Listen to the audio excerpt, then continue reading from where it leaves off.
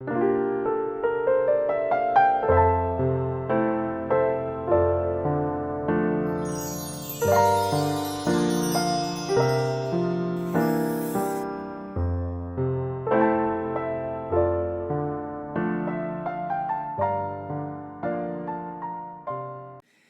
20장 1절에서 14절까지 말씀을 교독합니다.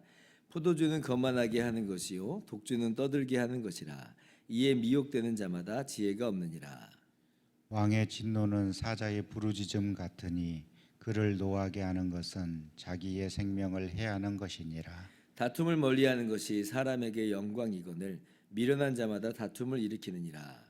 게으른 자는 가을에 밭 갈지 아니하나니 그러므로 거둘 때에는 그골 하들지라도 얻지 못하리라. 사람의 마음에 있는 모략은 깊은 물 같으니라. 그럴지라도 명철한 사람은 그것을 길어내느니라. 많은 사람이 각기 자기의 인자함을 자랑하나니 충성된 자를 누가 만날 수 있으랴. 온전하게 행하는 자가 의인이라. 그의 후손에게 복이 있느니라. 심판 자리에 앉은 왕은 그의 눈으로 모든 악을 흩어지게 하느니라. 내가 내 마음을 정하게 하였다. 내 죄를 깨끗하게 하였다 할 자가 누구냐. 한결같지 않은 저울추와 한결같지 않은 대는 다 여호와께서 미워하시느니라. 비록 아이라도 자기의 동작으로 자기 품행이 청결한 여부와 정직한 여부를 나타내느니라. 듣는 귀와 보는 눈은 다 여호와께서 지으신 것이니라. 너는 잠자기를 좋아하지 말라. 내가 빈궁하게 될까 두려우니라. 내 눈을 뜨라. 그리하면 양식이 족하리라. 물건을 사는 자가 좋지 못하다 하다가 돌아간 후에는 자랑하느니라. 아멘. 할렐루야. 하나님의 크신 은혜와 평강이 오늘도 변함없이 여러분 가운데 가득 넘치기를 주님의 이름으로 축원합니다.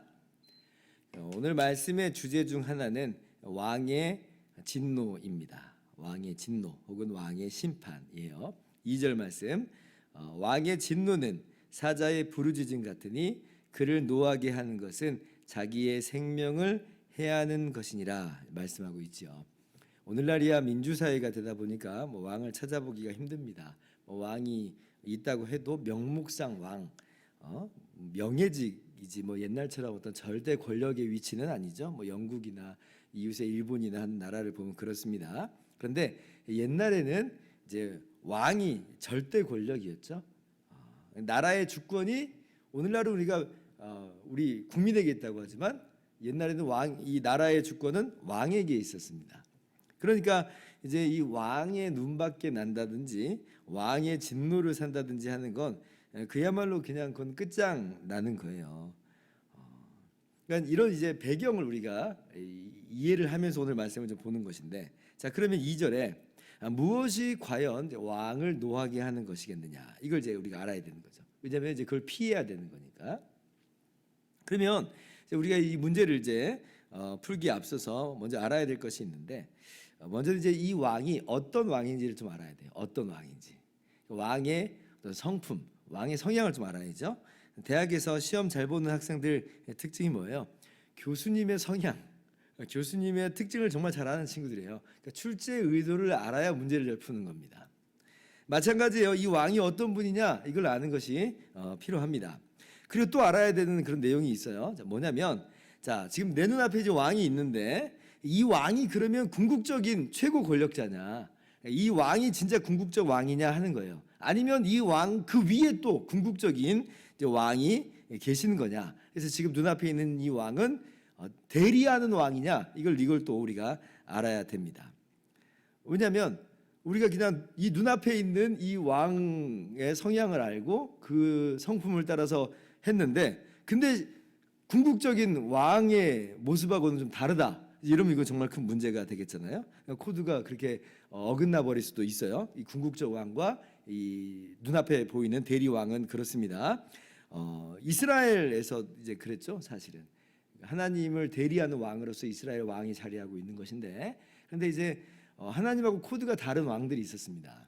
그런 왕들이 이제 악한 왕이라 했죠. 하나님 말씀을 불순종하는 그런 왕이다라고 했습니다. 자 그러면 이제 적용을 한번 해보는 거예요. 그러면 이제 이 말씀을 우리가 어떻게 적용을 해야 되는 거냐? 왕이 없잖아요. 어떻게 적용을 해야 되느냐라고 할 때에, 왕은 없지만 우리 사회에 권위를 행사하는 사람들이 있습니다. 권위를 행사하는 사람이 있어요. 가정에서는 부모가 권위자고, 학교에서는 선생님이 권위자고, 직장에서는 직장 상사가 권위자예요. 그런 위치에 있습니다. 그렇기 때문에 우리가 오늘 말씀을 어떻게 적용하는 거냐면, 그러면 그 상황에서 우리가 어떠한 모습으로 나가야 될 것인가 하는 거예요. 그렇다면 우리는 첫째, 권위에 순종하는 것이 우리들의 마땅한 모습입니다. 권위에 순종하는 거예요. 그 권위자를 인정하고 그 권위자에게 순종하는 거죠. 여러분, 왜 왕이 진노할까요? 쉽게 한번 생각해 보세요. 어느 왕이든 권위를 부정하고 권위에 반항하는 것, 이거는 견딜 수 없는 진노를 부르는 행동입니다. 성경은 이 권위에 대해서 분명하게 교훈을 해주세요. 그게 뭐냐면, 이 모든 권위는 하나님께 났다.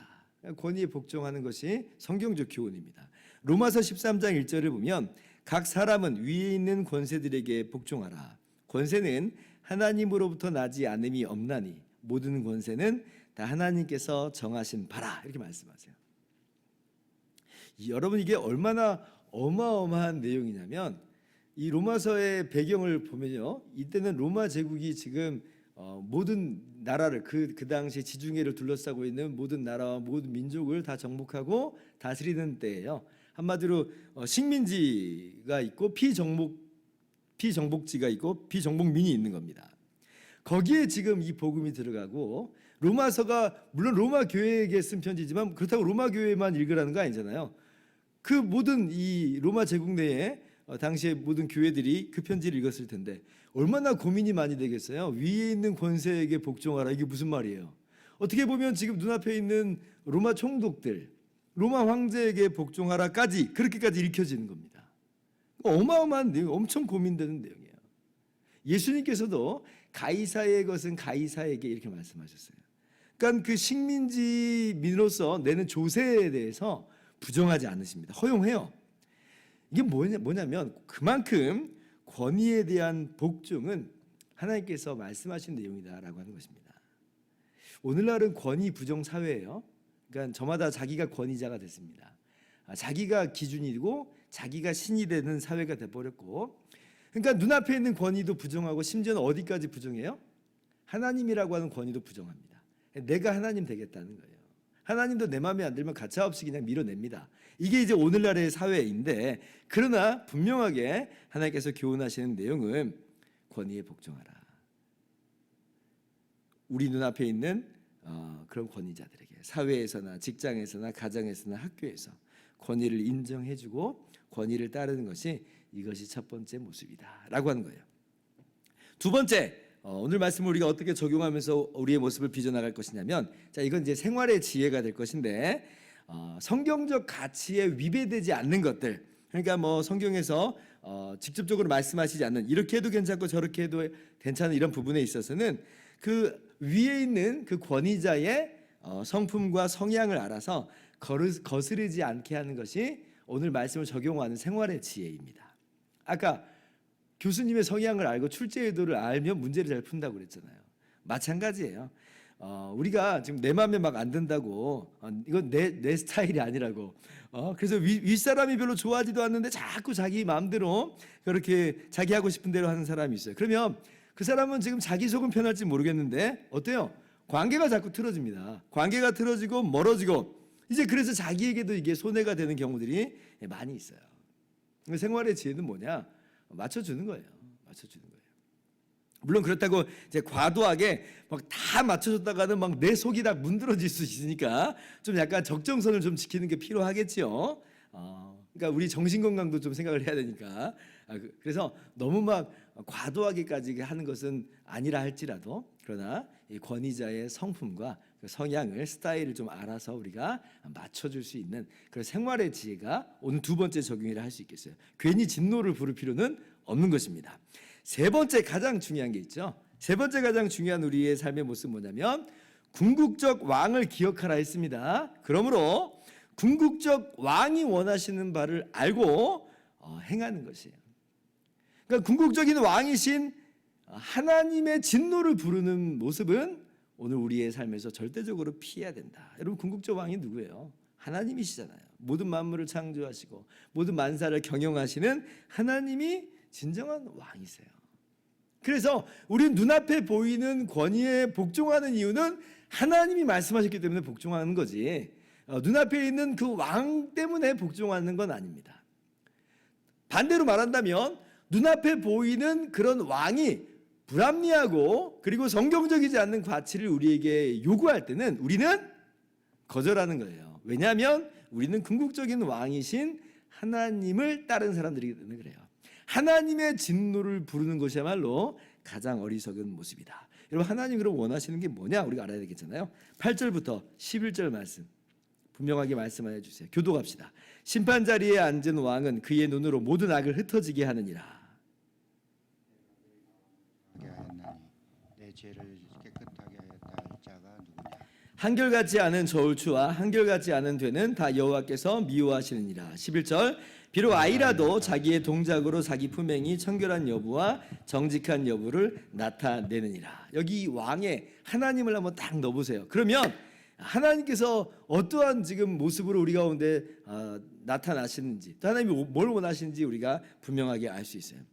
하나님은 그의 눈으로 모든 악을 흩어지게 하십니다. 하나님의 눈에서 가려지는 악은 없고 하나님께 숨겨질 수 있는 그런 악은 없어요. 하나님 앞에서 감히 내가 깨끗하다 정화했다라고 하신 사람이 세상에 어디 있겠습니까? 그래서 우리는 항상 하나님의 눈을 의식해야 돼요.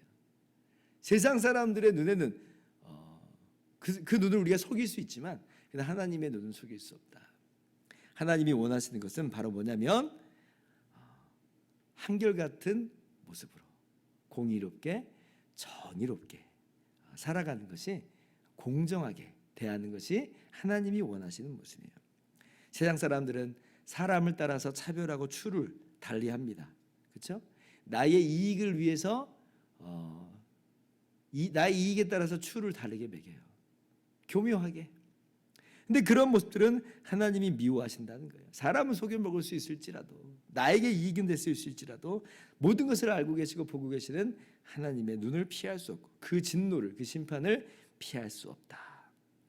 그러므로 우리는요, 진정한 권위자이신 하나님의 말씀을 순종하고 하나님의 성품을 따라서 공정하게, 공의롭게, 정직하게 행하는 것이 오늘 우리의 마땅한 삶이 될 줄을 믿습니다. 그렇게 행하시는 저와 여러분 되기를 주님의 이름으로 축원합니다. 기도하겠습니다.